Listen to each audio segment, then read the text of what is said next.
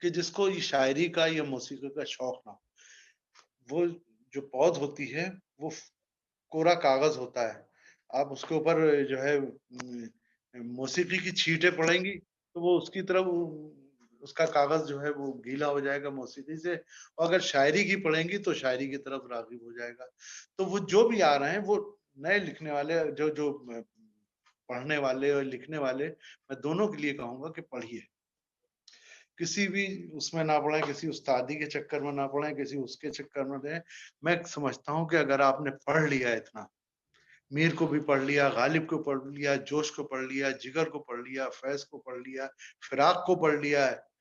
سب کو پڑھ لیا، سارے اساتذہ کو حفظ کر لیا، مجاز کو پڑھ لیا، تو آپ کے ذہن میں کوئی بھی، دیکھیے کوئی بھی خیال کچھ چھوڑا نہیں ہے ہمارے استادوں نے، صحیح، اساتذہ نے کوئی پہلو نہیں شاعری کا چھوڑا ہے، وہ آپ